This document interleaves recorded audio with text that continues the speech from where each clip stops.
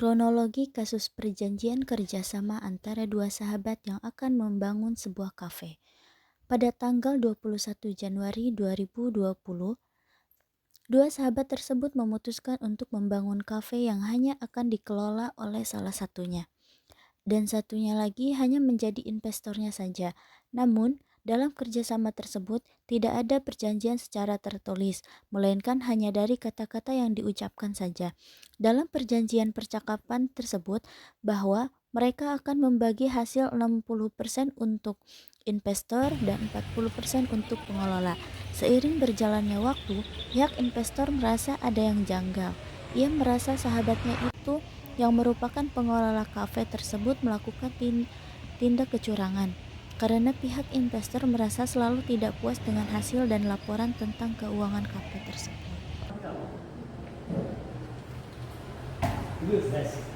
Baik, silakan duduk.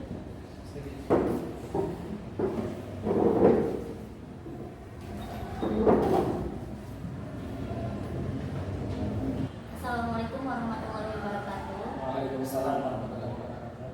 Selamat siang Bapak-Bapak. Sebelumnya perkenalkan, nama saya Nabila Zahra Putri. Saya ucapkan terima kasih telah hadir di mediasi kali ini. Saya akan memfasilitasi mediasi ini secara netral, tujuannya agar kita menemukan solusi yang damai. Sebelumnya saya ingin Bapak-Bapak memperkenalkan diri terlebih dahulu. Baik, boleh dimulai dari Bapak yang sebelah kanan saya. Baik, perkenalkan nama saya Jainur Rahman Awafi sebagai pemilik modal usaha di kafe kami. Baik, terima kasih. Selanjutnya Bapak yang ada di sebelah kiri saya, silahkan. Nama saya Abdul Wahab. Saya di sini sebagai pengelola perusahaan yang telah kami jalankan. Terima kasih Bapak-Bapak telah memperkenalkan dirinya. Langsung saja, apakah Bapak berdua bersedia melanjutkan mediasi hari ini? Siap ya.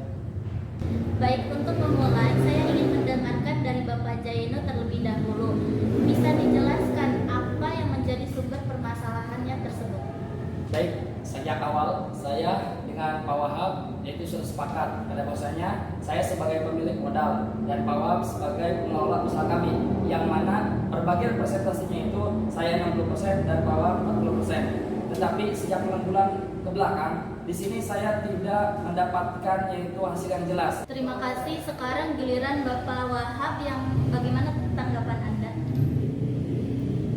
Kalau misalkan seperti ini, saya ngerasa ditipu, saya ngerasa seolah-olah dia itu menipu saya. Padahal saya membangun kafe ini dari nol. Saya melayani setiap hari, saya buka dari pagi sampai malam, saya melayani pelanggan, saya melayani bahkan banyak komplain yang saya layani. Kalau misalnya seperti ini, otomatis saya merasa dia itu tertipu sama saya. Saya paham, sepertinya masalah utamanya adalah kurangnya transparansi dalam pengelolaan keuangan dan perbedaan persepsi terhadap kontribusi kerja. Apakah ada upaya sebelum untuk membicarakan ini secara langsung? Saya paham keduanya merasa lelah dan merasa tersakiti, tapi di sini kita berbicara dengan kepala dingin. Boleh saya minta Bapak Jainu menjelaskan apa sebenarnya yang membuat Bapak paling merasa kecewa? Baik, saya butuh kejelasan. Saya invest 100 juta, tetapi nggak pernah ada laporan yang jelas. Tiba-tiba ada utang, ada promosi mahal, beli mesin baru tanpa diskusi. Apakah saya hanya sebagai apa yang berjalan?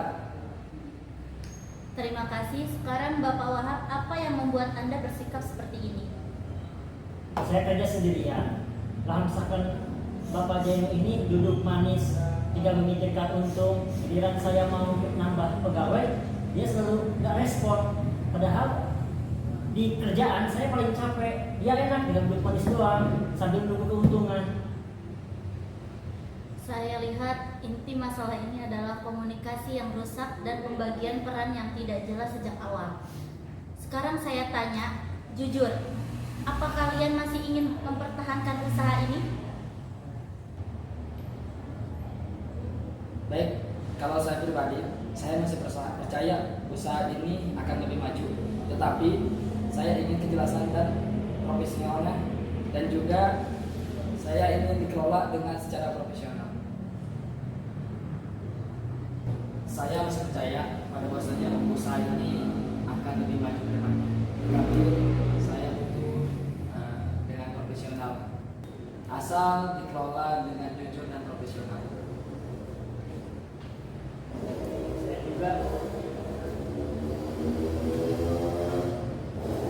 Saya juga ingin atur, tapi saya di sini tidak mau hanya dianggap sebagai pengelola saja yang bisanya cuma perintah-perintah. Baik, saya ajukan solusi. Yang pertama, dibentuk sistem pembukuan digital transparan, bisa diakses dua pihak secara real time. Yang kedua, Wahab menerima gaji tetap sebesar manajer operasional. Oke, asalkan saya bisa memantau terkait pengeluaran dan pemasukan secara transparan. Saya setuju. Saya akan lebih terbuka dan lebih transparan, dan saya akan mengambil atau mengajak ngobrol dulu sebelum saya mengambil keputusan. Oke, saya setuju. Saya juga akan lebih terbuka dan transparan lagi, dan saya juga akan mengajak diskusi dulu sebelum saya mengambil keputusan. Tapi saya juga ingin ada keuntungan dari hasil per hari saya, karena saya juga bukan hanya sebagai pengelola, tapi saya juga sebagai pelayan atau melayani setiap harinya. Itu usulan yang adil. Bagaimana jika pembagian tetap 60-40 untuk keuntungan bersih, tapi Bapak Wahab juga menerima upah tetap bulanan sebagai pengelola yang jelas tertera dalam laporan keuangan? Bagaimana Bapak Jainu? Oke, itu bisa dipertimbangkan berapapun nominalnya. Dan misalnya 4 juta per bulan itu kan setara dengan gaji pegawai. Bagaimana Bapak Jainu? Apakah setuju? Baik, saya setuju dengan keputusan Pak Wahab tersebut. Luar biasa, Bapak berdua sudah mulai mencapai titik temu. Saya akan membantu menyusun kesepakatan mediasi tertulis yang berisi: 1. Pembukuan keuangan akan dilakukan secara transparan dan dilaporkan tiap 2 minggu. Bapak Wahab menerima gaji sebesar 4 juta per bulan sebagai pengelola operasional.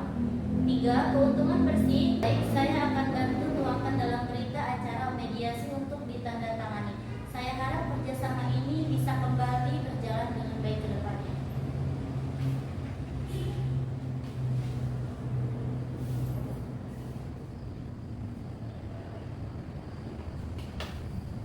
Terima kasih. Selanjutnya Bapak Wahab.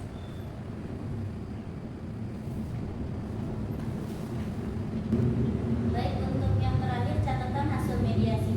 Mediasi berhasil meski diawali konflik emosional yang tinggi. Kesepakatan ditandatangani oleh kedua belah pihak, kerja hubungan profesional dan personal diperbaiki. Sekian mediasi hari ini, saya tutup dengan ucapan alhamdulillah.